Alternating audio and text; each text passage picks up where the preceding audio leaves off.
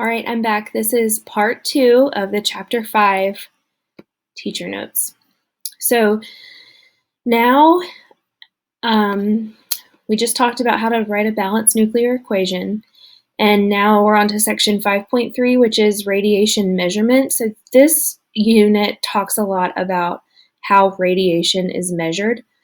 There are some units here that conversion calculations are done with. There's one definition, and this section is really just about using conversions. Remember to start with what you're given. Use that conversion factor to cancel out your units. It should be very simple if you remember how to do that. Next is half-life. So a lot of students also like to overcomplicate half-life, but really it's just the amount of time, so the unit of half-life is time. It's the amount of time that has to pass for 1/2 of a substance to decay radioactively. There's a little paragraph here. It's just saying that there are different ways to solve these types of problems. There's no one trick or easy way to know what to do. There is a formula, but I think it's complicated, and I hate memorizing things for the sake of memorizing them. Most students do too. So I think the best thing is to really make sure you read and understand this section and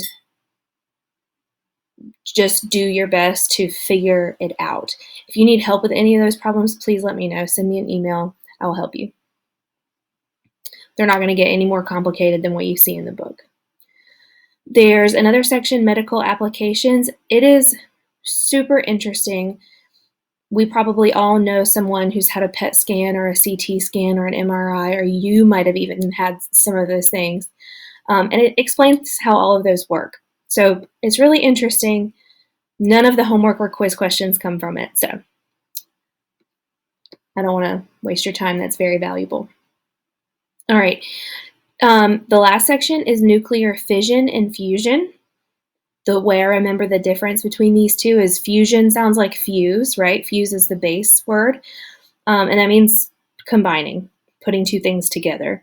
So you need to know the difference between fission and fusion and the difference between the processes.